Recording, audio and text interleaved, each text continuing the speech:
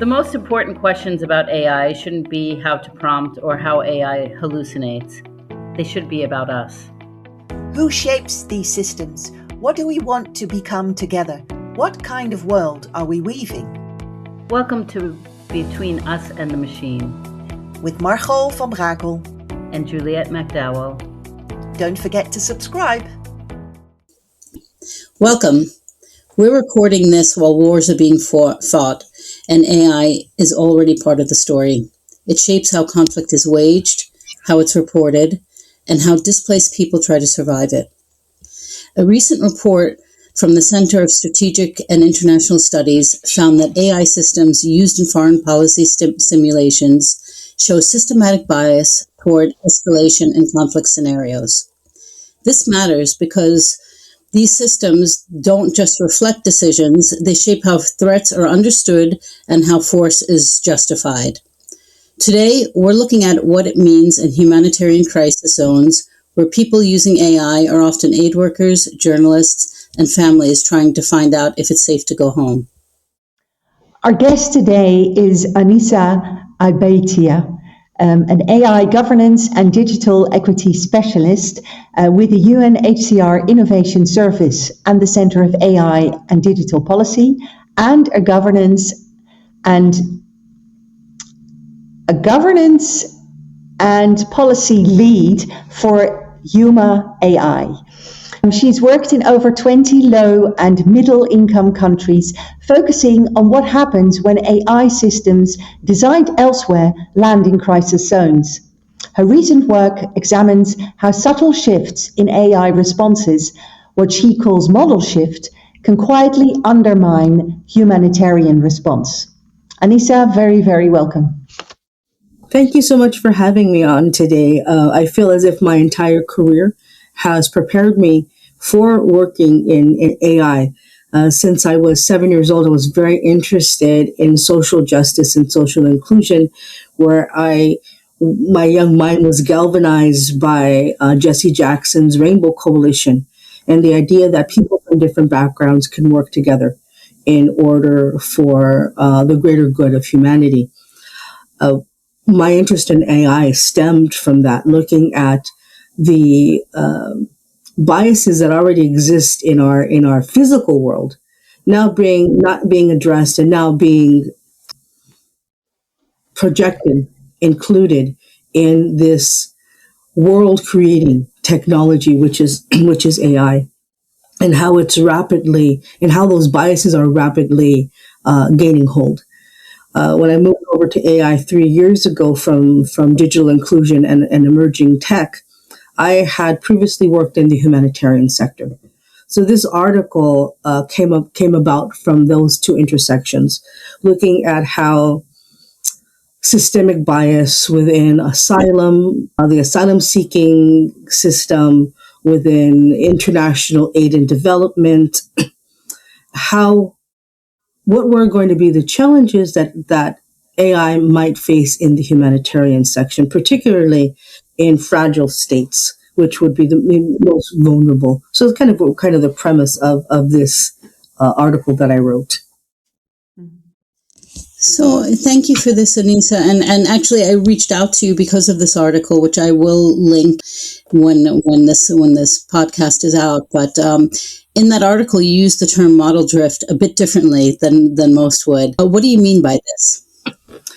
Well, I've been engaged with training AI, prompt engineering, and reviewing for about 2 years. So a lot of AI brings in computer science terminology, but not necessarily. It doesn't fit with AI training, especially security terminology. When model drift is mentioned, it's kind of a misalignment of the tech and what's being produced. But in this instance, what I mean by model drift is not just the predictive inaccuracies that happen because of data and the way the data is used, but kind of these real world changes. When you work in a humanitarian setting, information is the currency. So if you're in a conflict zone, you need continually updated.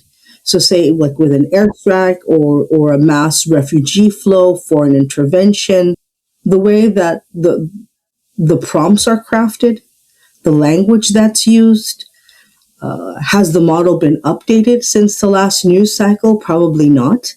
All of these are going to cause this model drift or this kind of maybe misalignment of AI response to what information is available at that current moment. That AI model may not have it. Yeah. And I think you described this as a narrative volatility, not just statistical inaccuracy. And although you already described the importance of this in the crisis zone, can you elaborate a bit more on why does this distinction between the inaccuracy and the narrative matter in a crisis zone specifically?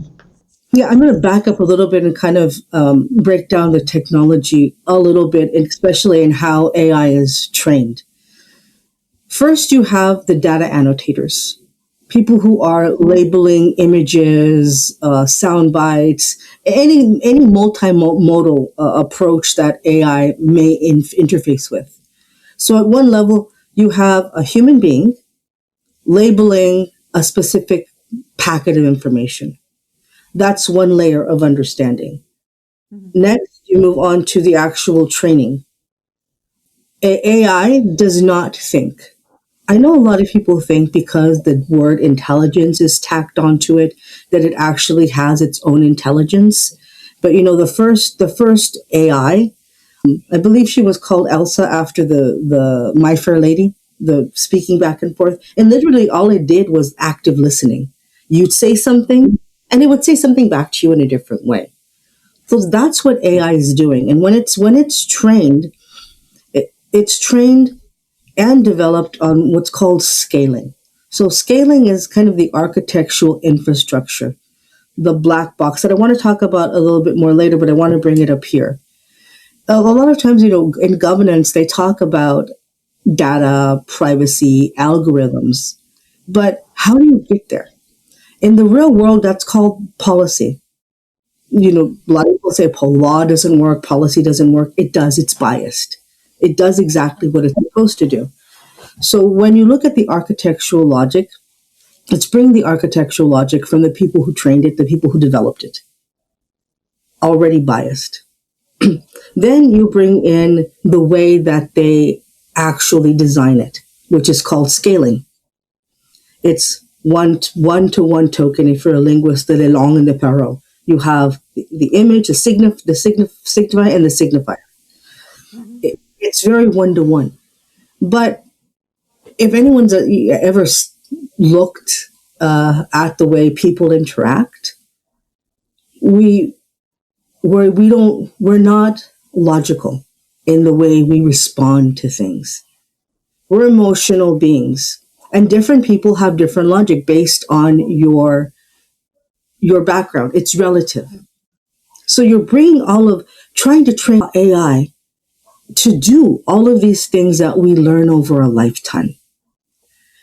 So by using intelligence, people think AI knows what it's talking about.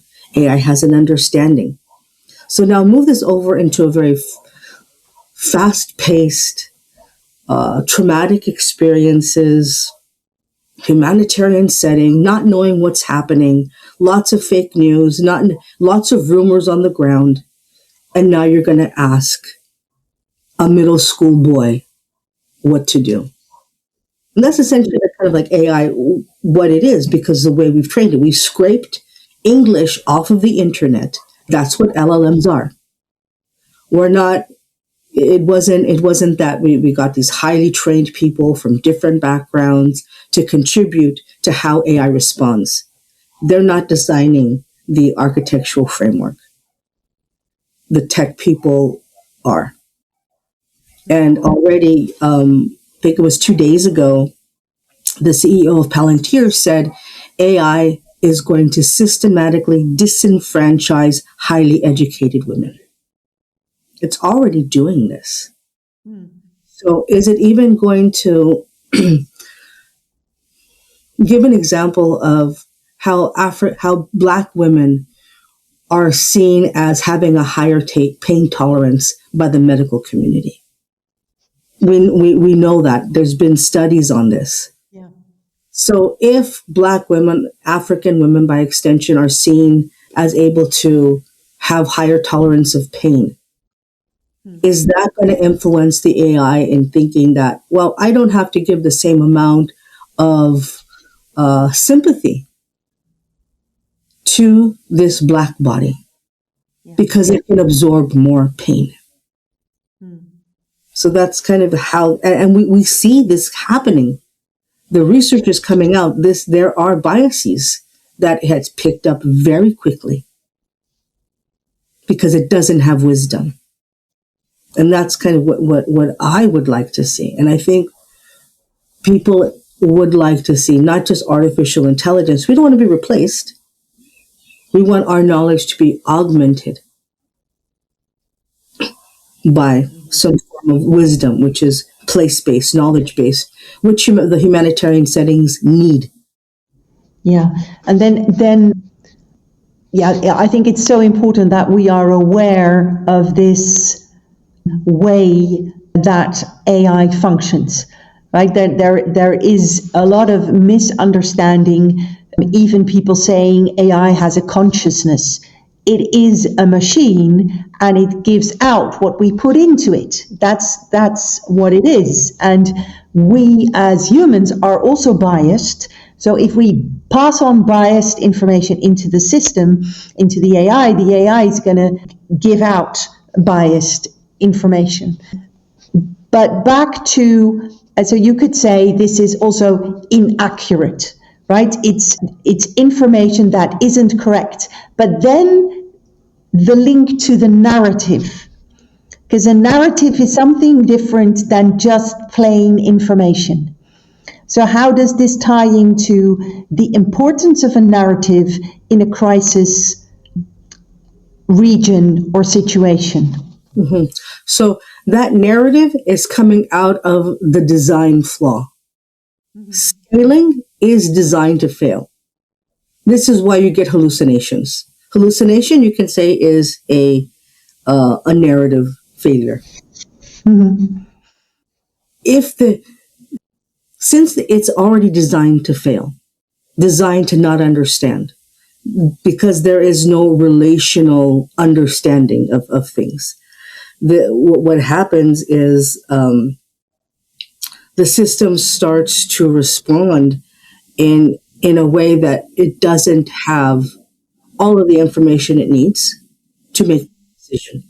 I think the bigger question is, why do we need to remove humans from this equation? And it has a lot to do with, productivity that we can talk about later. Why the humanitarian sector, why we in general as humanity is moving towards this. Is this we don't have to place AI into everything. It doesn't. Not sure. Yeah. And in this instance, it breaks down. This narrative shift breaks down because AI has a cutoff date for what access it has to information. It only has information. It's not going to. We think that it's going to scroll through all of the information on the internet. It doesn't. It gets, with each turn, it gets lazier and lazier. And then I remember the discussion that we had with Ilke is that with the attention integrity, like who decides where our attention goes? So what is the storyline, the information that someone else, a powerful institution, wants to feed, which may be really different than the actual reality. And so that's something else that is also happening. And that's something even in a humanitarian setting that humans do. The majority of humanitarian workers are women. And management is largely white. There is a large disconnect between someone who grew up in the global north or in the global south as an affluent person than with someone who is in a crisis situation or who is in a protracted conflict situation. Are they even going to be able to understand? There's not that connection. And that's why humanitarian workers came up with something called trauma-informed care. Because if you haven't experienced something, it's really hard to engage with that. So AI not having any experience at all in living or having a body or what that feels like. And that's kind of something I'm grappling right now with Humma.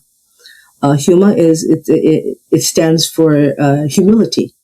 We want to bring empathy into the AI interface for healthcare because it's so important. How do you do that? So, Anisa, you're bringing out so many different layers here, right? And there's the layer of class, of ethnicity, of culture, of oppressed oppressor, and many other layers. Now, let's bring in the layer of language. So, for example, I'm just going to give an example. If a journalist in Ethiopia asks AI who's responsible for like an atrocity, what shifts between using Amharic, right? And a lot of people are using it on AI. So what shifts between the Amharic answer and the English one? Okay. Here's something that will even blow your mind even more. One of the first trainings I did for a really large AI chatbot was to use British English. It's not even trained to use British English. So what about Aramaic when there's a whole different grammar structure, a whole different alphabet structure, like Japanese or Arabic, Chinese, pictograph? They're very relational. And AI in general isn't good with relations or with synergy or with systems or seeing how things are related to each other. So at the first level, when you have dialects and different words might mean different things across time, across regions, even within the same country. So is AI even trained to understand those differences? They're not even, some of them aren't even subtle. Or the ways like, maybe in northern Ethiopia, because I'm not too familiar with the language, but I'm very familiar with languages, from the north to south, rural, urban, male, youth, mature populations. These all might be lost. And again, with AI is not a human rights expert. It's not a human rights lawyer. There are subtleties and nuances in the language that someone who is a human rights lawyer might understand. Maybe the law was updated in the last 6 months and AI doesn't have access to that.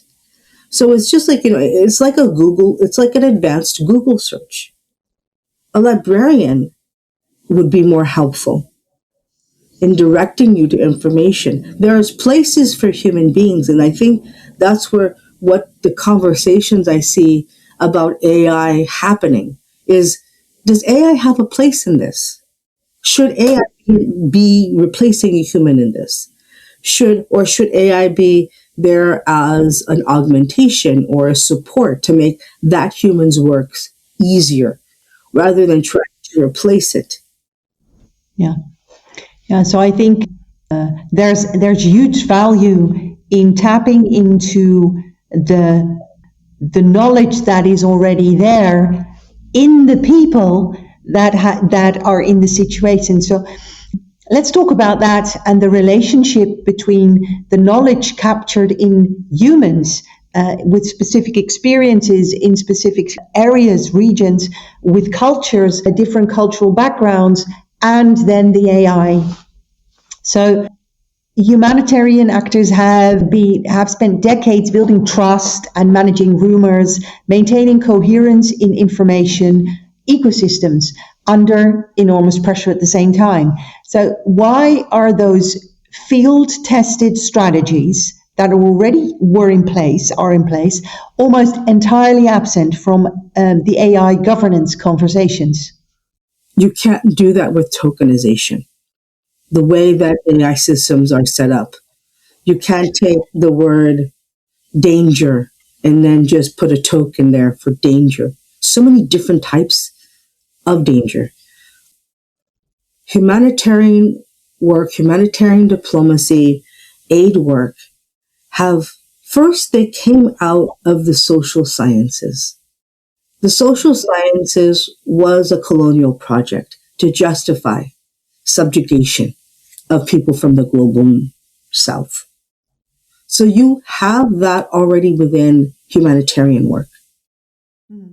And all of these systems that are put in place came from very hard-won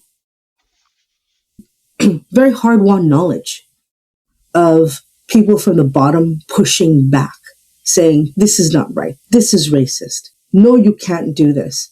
Even when I started to work for the International Rescue Committee, who was probably, one of the largest resettlement organizations, when I joined, they were in litigation over accusations of racism. Now, can you imagine how much information, how much evidence had to be collected for this to have reached the courts? So already you have biases within the humanitarian system. They have been trying to alleviate this. It also goes to the thinking. Someone who's coming from a hard science, I also have a master's in hard science, your focus is different. I was recently last year invited to a tech conference, and the topic I was given was, is there a place for emotional intelligence in innovation? Of course. Innovation is all about emotional intelligence. So this goes to deeper questions that we're not even being allowed to ask because somehow technology is neutral. Technology has never been neutral. Technology has always served power. Our new colonizers are the tech bros. Elon Musk, you saw him here in the White House. Zuckerberg, Bezos. It's extractive capitalism again. So when the humanitarian work, when it wants to correct that, it's bumping up against a tech system, an architecture that it's the antithesis to that. They want to reduce the world into a black and white. It doesn't exist. The world is not black and white.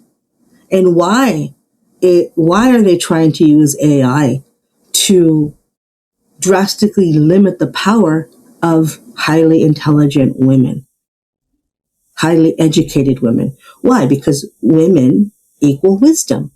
That's what we need, artificial wisdom. And there's, been studies saying that who's going to rule the world in the future? Women, because we outlast men traditionally. There'll be more of us. So why this disenfranchisement, especially when the majority of humanitarian workers are women?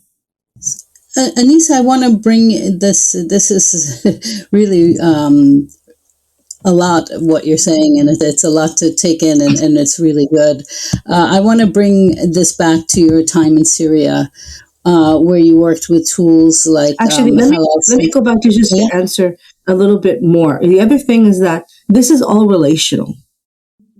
Everything that humanitarian work has put in place is relational. That's not something that AI does well. And it doesn't mean that it's not like, AI can only be built this way. There have been other ways that AI has been developed, but it is not easy to commercialize it. It's much cheaper, faster, easier to use scaling than it is like a neural network or other approaches. And is English even the best language to use? Is even English scraped off the internet the best language to use to ask AI, was this strike legal? Yeah. So I guess that comes part of what I was trying to say with the halal century predict that predicts airstrikes, right? And SCA assesses damage. Like, really, is this a good idea to have AI do this? I mean, humans should be the one doing this. I mean, they can be life saving, but when they're externally managed, that's really a problem. So I think you've mentioned enough about like what could possibly happen when there's no real local integration. But when you and I discussed before this call, you mentioned like this kind of third way or another way of building LLMs. I want you to talk about that a little bit, because I mean, I think the criticism for using LLMs the way that they're built now, it's very valid, and it's actually, can be quite detrimental, but it doesn't mean that artificial intelligence should be thrown out the window. There's another way. So I'd like you to talk a little bit about that. Yeah, of course, technology is technology. We think of it as neutral because it does whatever we instruct it to do in that sense. So just like, a calculator, math teachers were up in arms against calculators. But it's like you had to have a basic understanding of math in order to use it. So it's like, the schools allow you to use it after a certain age, after a certain grade, after you've reached a certain mastery of math.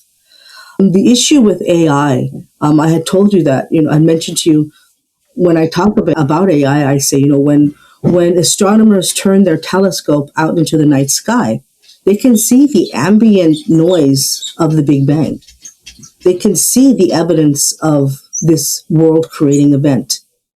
Similarly, colonialism, it's ubiquitous. It's everywhere.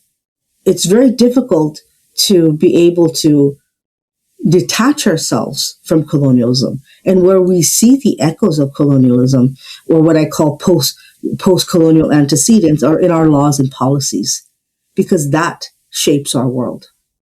Now you have AI, which it's creating a world that's not only physical, but also liminal and also cyber.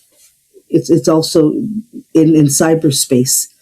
We didn't have conversations about how we want our world to be. We don't talk about it in policy. We don't talk about the biases in laws. We don't bring people from the communities that are affected by policies. Same way with AI. The Stanford Human-Centered Institute says that we need to do this. James Landau, who's the co-director, says we need everybody involved. Everybody's voice needs to be heard. Or like my traditional Chinese medicine doctor says, you can't cut your own hair because you can't see behind your head. So how are you going to know a bias exists unless you bring a person from that community to point it out? And that's what's not happening. We need to move beyond human-centered to a community-centered. And that technology, we have to ask the research question first. We're doing it backwards. We're creating the technology, throwing it out there and telling people, figure it out. Instead of saying, we are changing our world. What's the question we want to ask? For my PhD, my question is, who in the future is going to be able to think? Who's going to be able to ask questions and make decisions? Because that's the critical question. Who's going to be involved? Even more so now, because when you create this technology and we're just focused on humans, okay, yes, we were trying to correct for what happened with colonization. But guess what? People live in environments. We need water, we need air, we need food, we need rocks, we need animals, we need fish. We still aren't there yet. We still don't understand the importance of this technology needs to serve us. Yeah.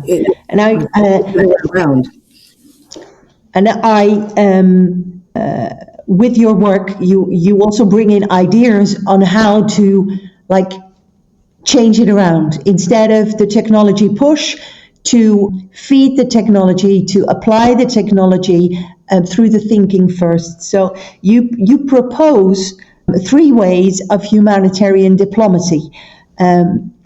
Sorry, 3 ways humanitarian diplomacy could directly inform AI safety. Mm-hmm. So the first way, you say, is narrative consistency across languages and platforms. Could you share what you mean with this? So humanitarian organizations have spent a lot of time focused on in-language trainings, in-language understanding. When I worked with IRC, that was like the number one thing we would do. If you're especially with technology. One of the things that we found, I was working in the largest U.S. office, that we found was that even if a person was fluent in English, they might not have technology literacy in English. So you had to provide that information in their language. But many times that language didn't have technology words. And sometimes, and too, especially, because I'm always thinking about who's on the margins. The most vulnerable may not even have words, may not even have written words. There might be a lot of cultural illiteracy. So we have to think about these things. Like a lot of times when they're designing this technology, there's also an assumption that people have digital literacy skills, which they may not have. So thinking about that, not just about the language, but the access as well, understanding what the language can convey. Going back to the example of Ethiopia, does that language contain the words, nuances for an English-speaking AI to understand? Can it grasp that language? So that's kind of what I meant by that. And there's there's one Canadian organization that focuses on African languages. I'm working with a women's health group in Uganda on developing a AI for women's health, so that instead of women going to ask men or women or younger women that don't know how to answer, trying to develop a chatbot that also the shame, not being able to ask bringing that local language expertise with the health expertise to give women better information about reproductive health, menstruation, sexuality, etc. Yeah. Yeah, so it's really pulling through really the technology from the language, even beyond words, because as you make us aware that there are cultures where words don't suffice, and then how can AI work if you can't feed it in that way? Or even within language families, Arabic, different languages, or even in English. I was an English literature major. I even had to learn Old English. So, and then looking just within England, not even the entire UK, just in England, the changing of the dialect from the north to the south, those shifts and the socioeconomic implications of that, because your language is your culture. And different languages attached to different cultures. Certain people won't say certain words. So it kind of already tags you for, so I mean, that's a much deeper, again, architectural functionality of it. How do you get AI to do that?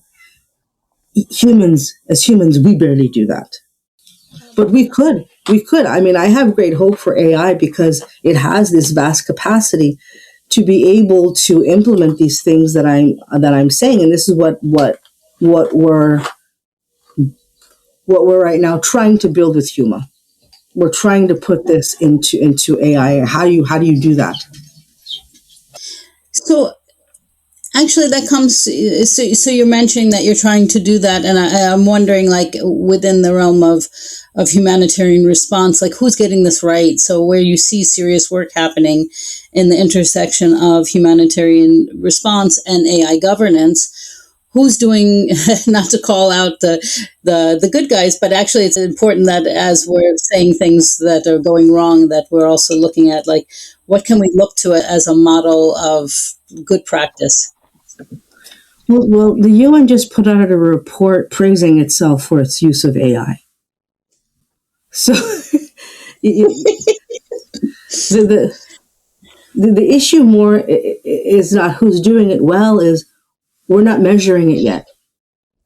I can come and make a claim that X, Y, and Z is doing something well, but there has been no research yet because there's no benchmarks. There's no benchmarks for this work. So one way, again, going back to Margot's question, is the second idea of developing community-centered mechanisms and correction of misalignments. When you see things like that, that's an indicator that that's functioning well, that there's I think what I outline as for what humanitarian diplomacy is doing kind of answers your question, Juliet. If you see these three things happening in a humanitarian setting, there's one then the last one is advocating for local oversight and participation. That's because you have to it's an iterative process. You don't just set it and forget it. You have to come back and ask, is it still functioning? What has changed? Because it's technology. The other thing is that there's not this mass development of AI to do things like Hala or others are doing. It's more of humanitarian workers using it to increase productivity for things like, mapping and understanding conflict and gaps and challenges, things that traditional analysts would have done, anticipating actions and forecasting, like I said, disaster mapping. But at the same time, it's like, why the need for hyper productivity? And there's I can't remember it off the top of my head, co-authored by a Nobel laureate, where it talks about power and technology. He's at MIT. Let me see if I can. Doron Asugo, and he's at MIT. He talks a lot about this. Do we want the productivity? Do we want humanitarian workers to be using AI to increase their productivity so that they eventually remove themselves from their job? And that's kind of what it is, with this push towards that. You can't really say who's doing well if we don't know the standard by which we're measuring it. And the strive should not be applying AI to remove the human.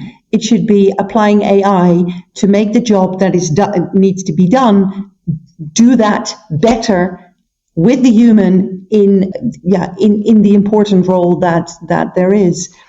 So I think we've been talking a lot. I think it's really important to just stress these three ways that you mentioned, because those are the very practical things. So just to summarize that, you say it's about narrative consistency across languages and the platforms. The second one is to have community-centered mechanisms for detecting the misalignment. And the third one is to have localized oversight and participation. So if you want to do it well, that is what you need to have in place. And then I want to move to you also worked in Los Angeles in refugee camps, working on digital equity. And what is the same if you look at those two contexts, and what is generally different? Mm-hmm. When I was studying international development in Norway, I posed a very controversial question. I said, what's the difference really between the experience of someone growing up in the global South, not affluent, and someone growing up in an inner city, like I did, in the United States, or anywhere in the global north. There's a lot of commonalities of injustice and bias because they're perpetrated along the same policy and legal structures. Here in LA, like we talked about my internet, this is a prime example. I'm paying the same as somebody in Beverly Hills, but they're getting better service because my structure is a little bit older and I'm a little bit closer to the ghetto. Our total package for digital inclusion completely evaporated under the Trump administration, but they have what's called digital redlining. Before it had to do with housing and what access you had to loans, etc. Someone who lives in South Central or East LA or Boyle Heights, which are traditionally are less affluent neighborhoods that are very immigrant or Black heavy, they don't have the same high internet speed connection or upload connection that an affluent community like Malibu would, but they're paying the same amount of money. Yeah. So these things continue to live. And when I was working, refugee camps is a kind of they seem to be temporary. And you see older ones, like you think about Palestine and the Gaza Strip. But one thing we don't think about is our Native American and Canadian reservations.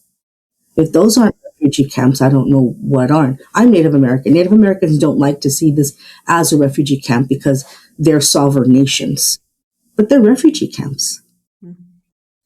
And when COVID happened, many of American Indians said, "How can we even wash our hands? We don't even have running water." And these are the same issues that we have in refugee camps or in the global South. And I think these inequities are growing larger and larger every day. What we see in the wars that the Trump administration are perpetrating, the policies they're putting in place, and the atrophying of the EU, Canada, are a sign that the system is crumbling.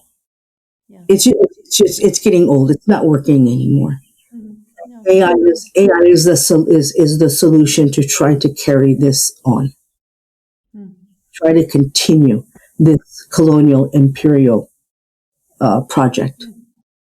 And that's what Karen Ho wrote in The Empire of AI, which was my original PhD thesis idea, and I had to go back and redo it. But Empire of AI explains a lot of what I'm talking about, the structure.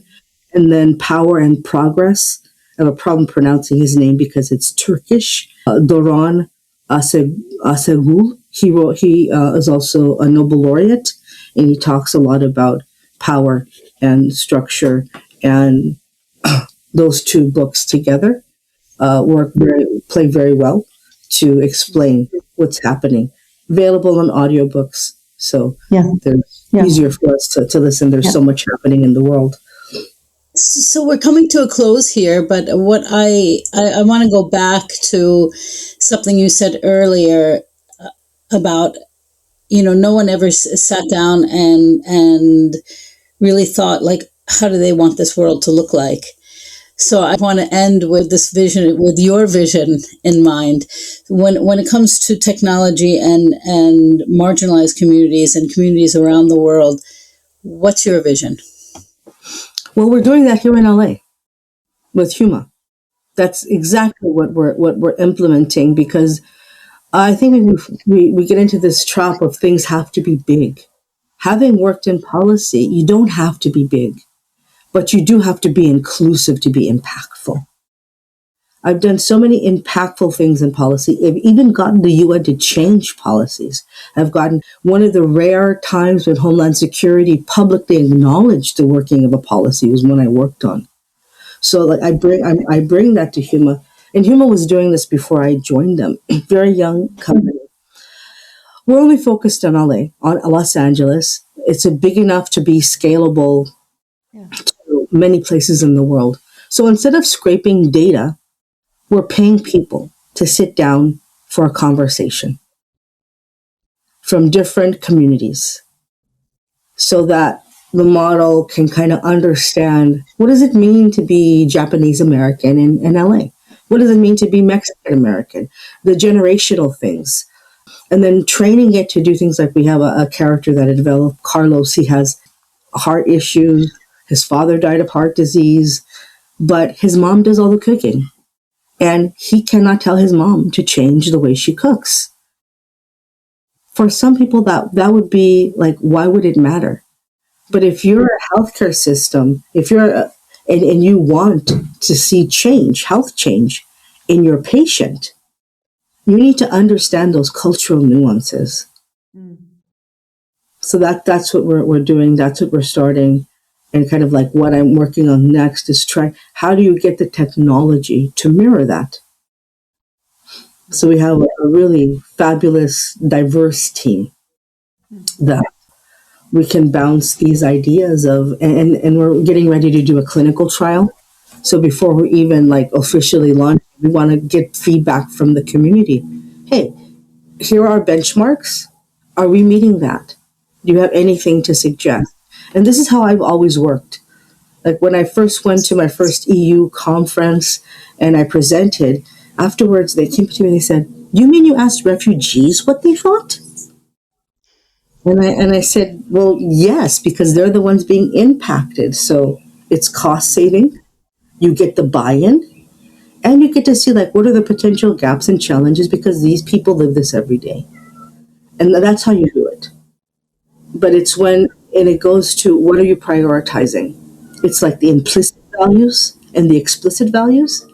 As a Western society, global North, we say we value human rights, but really don't put that into practice. We value money, especially here in the US. There's a little more subtle nuance in Canada and in Europe, but by and large, we value capitalism. We go to war to protect the market, not human rights. So this would be a human rights issue of how do we get that? And this goes to democracy. AI is going to it is eroding democracy. It has eroded democracy. So my vision for AI is reintroducing democracy into our world because it's largely gone. Yeah. Thank you, Anisa. I think you gave us a lot of food for thought, opening our spectrum of what we need to think about, what we need to include in the decisions that we make and in the way that we work with technology to serve us but not to drive us. So thank you for everything that you shared today. This was it. Yeah, and I just want to leave like with one last thought. Democracy is not easy. No. And democracy dies when we don't participate. Yeah. And the way our current world is structured within the last 10 to 15 years, with the introduction of AI, it's a way to get us to be apathetic. Mm-hmm. It's a way to get us not to think, not to participate. And this goes in opposite of what the framers of the Constitution wanted. Yeah, and I think if we want democracy, we're going to have to practice it in our everyday lives. Exactly, and don't underestimate the power of just what you can do on your own, right? In your own area, your own community. It starts with every individual. Through boycotting the tobacco industry. You have more power than you need, than you know. It's just exercising, and I know it's hard. Yeah. But we need every single one of you to participate in AI discussions. Mm-hmm. Exactly. To have the conversations that matter for today and for our future. You're smart enough and you know enough. Thank you. Thank you. Bye-bye. That's it for today. That's it for today. Thanks for being part of this conversation. Subscribe wherever you listen and share this with That's it someone for who should today. hear it. Thanks for being part of this conversation. And the machine. Subscribe wherever you listen and share this with someone who should hear it. This is between us and the machine.